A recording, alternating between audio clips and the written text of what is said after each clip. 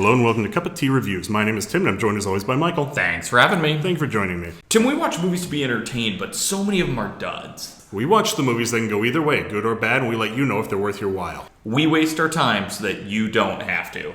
We are joined by a very special guest. He is returning to the podcast. It is our friend Jake Pritchard. Jake, welcome. Hello, thanks for having me back. This week, we are watching the 80s classic American Ninja. It is an action film from Canon Films, starring Michael Dudikoff and Steve James. Michael, please give us your hot take. Tim, this movie was not my cup of tea. I was hoping for something that was going to be fun and riffable. In the end, this just wasn't really memorable, and there just wasn't enough here for me to hang my hat on. What about you, Jake? Where does this stand? I felt the same way. It's not my cup of tea either. It almost made it there, but it just wasn't quite over the top stupid enough for me to have a really good time. It was just a little bit boring. This movie was my cup of tea, barely. There were enough things that I enjoyed and enough riffs that I had fun doing with you guys that it kind of squeaked out enough entertainment value for me to enjoy it. That said, it is completely inept in all the ways that tickle my fancy. It just barely squeaked out for me. It's not a good movie. It's half a cup of tea for me. So, Tim, what's it about? When a group of ninjas attack an army base, amnesiac badass soldier Joe Armstrong must use his ninja skills to save the day. Well, guys, where do you want to start with this one? Let's start with the fact this isn't a good movie. Our lead actor isn't great, the plot is just aggressively dumb, and it's just a little bit boring, which I'm watching movies to be entertained, so when they're boring, that's a deal breaker for me. What about you, Jake? What didn't work here?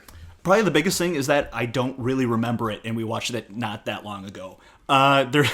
There's not a ton to even talk about here because there wasn't a lot in the movie. The action was pretty okay, but the sword fighting in particular was absolutely terrible. They looked like they were just waving foam swords around, and they were really scared of hurting their partners. What about you, Tim? What didn't work here? This movie is completely inept in terms of how it was made and its construction. It really does feel like the editor's kid got to the film reel with a pair of scissors and just started chopping, and then they had to just make do with what was left, which I enjoyed. Now that is really bad, but I kind of had fun with it, watching just a complete mess happen in front of us. It's a train wreck, and I couldn't look away. That's not a good thing, but it was fun enough for me to watch this train wreck happen. So, Tim, you said it was your cup of tea, though, so take us to the good side. What did you like about this? There were two things that I did like. One was Steve James' performance as the best friend supporting player. I thought he was great. Physically, he is a really capable performer. He handles the stunts and the action really well. Plus, he's fully committed. He is somebody who has given it his all, and he is acting his heart out. This movie does not deserve him. I really enjoyed him. I also just really enjoyed the fact that nothing makes sense from scene to scene. It was complete nonsense. All of a sudden, the two guys are just fighting, and then that fight's over and doesn't have any effect on the next scene. I enjoyed that. That tickled my fancy. What about you guys? Anything work for you? This reminded me of the Van Damme movie we watched, Lionheart, where Van Damme gives a pretty flat performance, but there's some supporting players who do a really nice job. This had a similar feel to me, and that worked for me in this film.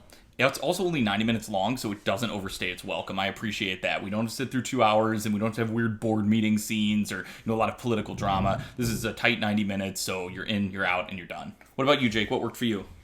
Well, I touched on the action a little bit before and how the sword fighting was really bad, but on the other end, the hand-to-hand fighting was actually pretty decent. And that's where the lead actually could shine a little bit, because it was clear that he could handle himself in a fight. Even though he was about as charismatic as a brick, he could at least throw a punch, which at least gave him something to do during the movie. What are you talking about? He brooded really well. He squinted. He smoldered and squinted his way through this movie, which I found very funny. It's truly his ninja powers. Guys, when should somebody watch the film? When they're absolutely hammered. That's the only time you're going to have fun with this movie, is when you're just blackout drunk and you can find some things to riff about.